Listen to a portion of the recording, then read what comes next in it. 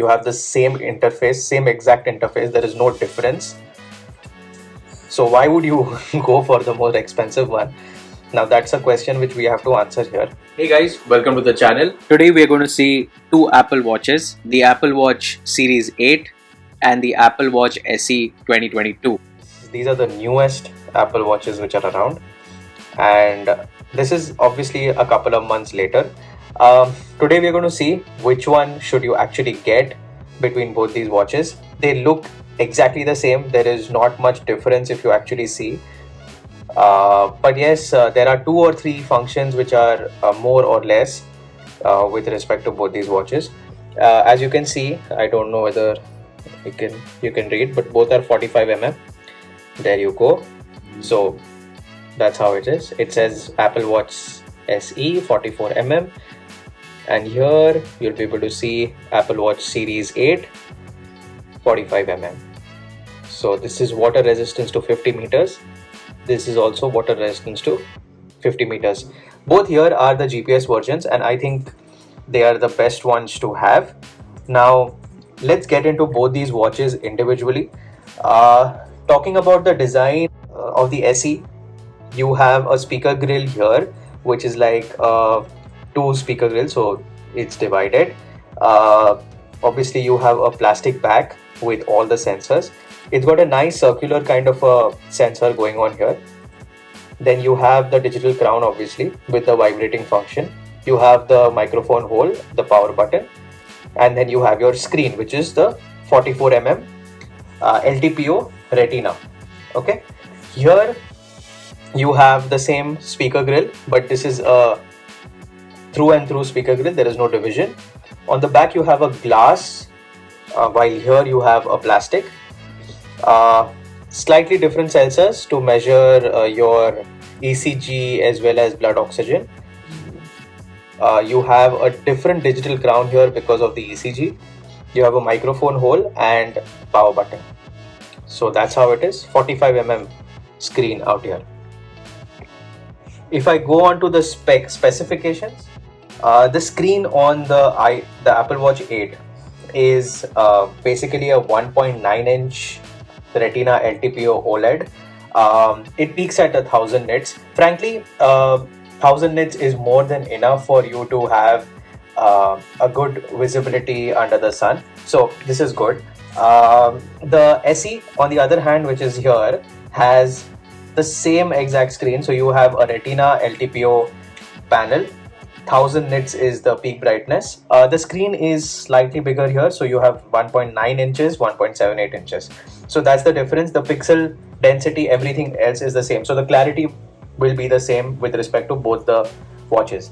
Now, I have heard from various people that the screen goes edge to edge, but frankly, they both are exactly the same. If you see, there is not much difference. Both are edge to edge. This does not have a bigger bezel, if you see, but if you see closely, you'll be able to see the difference when I get both the screens up, that this goes a little to the side more, and here you have a little bit of a gap, but because of the curved nature of the screen, you don't come to know. So ideally there's no difference. Now going to the next part of it, both come with a 32 GB storage and a 1 GB RAM, so that's common in both. Both come with Bluetooth 5.3, GPS and cellular versions. If I talk about the best part of the situation, both have heart rate sensors which are the same gen. Both have the same processor. The only difference is, as I said earlier, this one has blood oxygen SpO2 and ECG monitoring, which this does not have. This has temperature sensing, ovulation and all of that. If you are interested and if you are a woman, then that would help. This does not have that. Apart from that, both have a similar kind of a battery, not much difference. 296 mAh on this one and 308 mAh on this one. So basically both will have the same amount of battery life. This might actually have slightly more because this has deeper function. So this should have more battery. That's the Apple Watch SE should have more battery. If I go into further detail, The colors part would be slightly different. So this comes in 3 colors. So you have this midnight black over here, which is the same as this. So that's pretty similar. If you see, exactly same color, no difference. And if you have if you're interested in a slightly whitish color, that's available, and a silver color is available. So they call it starlight and silver. So that's here. Here you have midnight black. You can have aluminium frames as well, which goes up in cost. All of that is available here. So I'm not getting into the colors part. There are a lot of them. The belts work same, so you can actually switch these belts and it would work. Your scratch guards, screen guards are also the same. So basically the size is practically the same, 44 and 45 mm. So you can imagine that the size is absolutely same or similar. Now the other part of the story is that when you actually wear these, you don't see much of a difference. Let's do one thing. Let's compare some parts of it so that it gets more interesting. So now you have both the watches operational. So here you have a similar kind of activity. One second. Yeah, you have a similar kind of activity going on over here. Similar here also. So all of that is there. Then you have the same exact activity modes also if you're interested in that. So you have all of these modes which are there. Here also you have the same kind of modes which are there.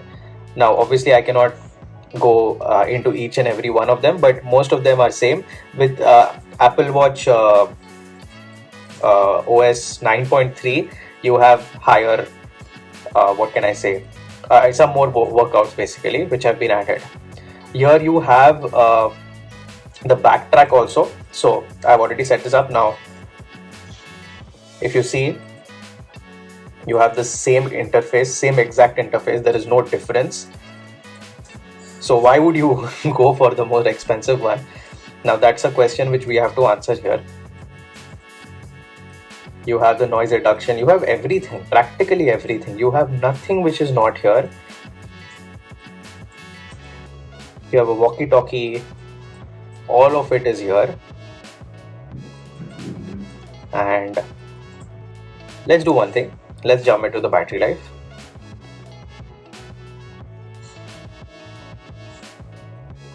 Battery. Okay, so this is at 86%, this is at 77%.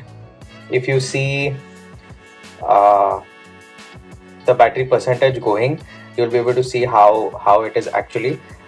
It is very difficult to justify the battery health, but yes, at the end of the day, it has done pretty well. Last charge to 79% 2 hours ago, last charge to 90% 1 hour ago.